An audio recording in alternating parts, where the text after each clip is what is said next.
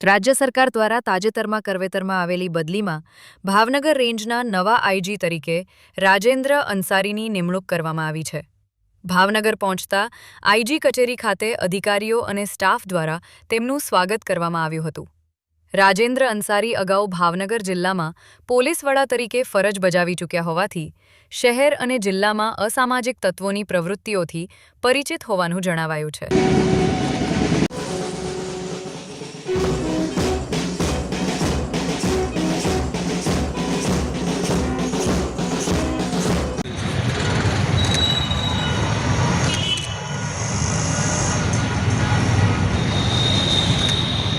Okay okay centre में આવી જાવ ચારે ओके हालो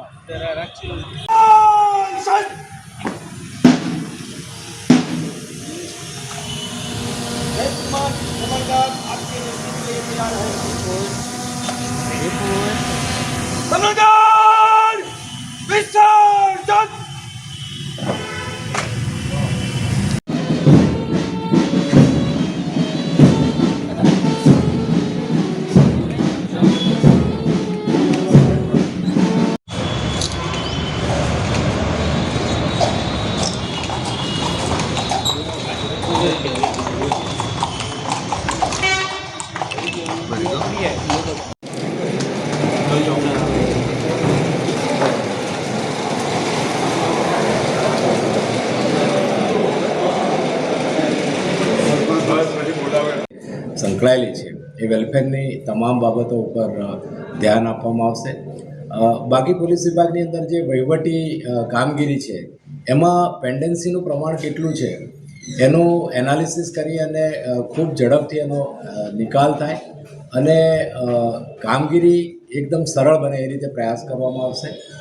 ત્રણેય જિલ્લાના અરજદારો સિનિયર લેવલના અધિકારીઓને ખૂબ સરળતાથી મળી શકે, એમના પ્રશ્નોની રજૂઆત કરી શકે અને એમની સમસ્યાઓનું નિરાકરણ ખૂબ ઝડપથી આવે એ રીતેની એક રૂપરેખા તૈયાર કરી અને ત્રણેય જિલ્લાના એસપીને સૂચના આપવામાં આવશે, જેથી અરજીઓનું જે ભારણ છે એ ઓછું થાય, અરજીઓનો ત્વરિત નિકાલ થાય અને કોઈ ઘટના બને એ પહેલાં એ ઘટનાને નિવારી શકાય। સાથે સાથે પ્રજાની તમામ પ્રકારની સલામતી, એમની સુખાકારી અને શાંતિ બની રહે એ પ્રમાણે પોલીસ વિભાગ તરફથી ધ્યાન આપવામાં આવશે। સર, સુરક્ષાને લઈને ભાવનગરનો 152 કિલોમીટર લાંબો દરિયા કિનારો છે, અમરેલી પણ દરિયા કિનારો આવે છે, શું કહેશો? અત્યારે વર્તમાન સમયમાં જે પરિસ્થિતિ છે તેને ધ્યાને લેતા આપણે દરિયાઈ સુરક્ષાને ખૂબ પ્રાધાન્ય આપ્યું છે। રાજ્ય સરકાર અને કેન્દ્ર સરકાર દ્વારા એને સતત મોનિટરિંગ કરવામાં આવે છે।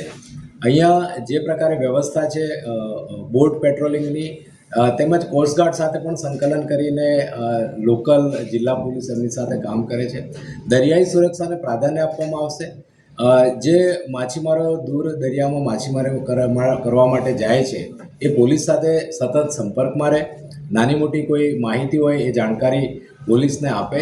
એ સાથે જે દરિયા કિનારા વિસ્તારના જે ગામો છે એ ગામોની અંદર વિઝિટ કરવામાં આવશે, મુલાકાત લેવામાં આવશે, ત્યાંના લોકો સાથે ચર્ચા કરવામાં આવશે અને મેક્સિમમ દરિયા કિનારા ઉપર જે પ્રવૃત્તિઓ થાય છે એ પ્રવૃત્તિઓ ઉપર સતત ધ્યાન આપી અને એવી કોઈ પણ ઘટના ના બને અથવા એવો આપણો કોઈ પણ લેન્ડિંગ પોઈન્ટ અહીંયા ના બને એ પ્રકારે પૂરતું અને વિશેષ ધ્યાન આપવામાં આવશે, તકેદારી રાખવામાં આવશે। સર, ખાસ કરીને સાયબર ફ્રોડની આપણે વાત કરી, અત્યારે ભારતમાં સાયબર ફ્રોડમાં ભાવનગર છે તે અવ્વલ નંબર ધરાવે છે સર, અને જીએસટી કૌભાંડનો પણ હબ બન્યો છે। અગાઉ ગુજસીટો પણ દાખલ કરેલો છે।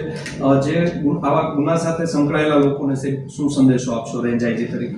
પહેલાં તો સાયબર ક્રાઇમની આપણે વાત કરી તો સાયબર ક્રાઇમ કયા પ્રકારનું બને છે, અહીંયા શું મોડેસ ઓપરેન્ડી છે એનું એનાલિસિસ કરવામાં આવશે અને વર્તમાન સમયમાં પોલીસ વિભાગની અંદર ઘણા ટેકનોલોજીના જાણકાર અધિકારીઓ છે એ અધિકારીઓની પસંદગી કરવામાં આવશે અને મેં કહ્યું પ્રમાણે જે રીતે ક્રાઇમ બને છે એનું એનાલિસિસ કરીને એને કઈ રીતે અટકાવી શકાય, એને કઈ રીતે શોધી શકાય એ દિશામાં પ્રયાસ કરવામાં આવશે।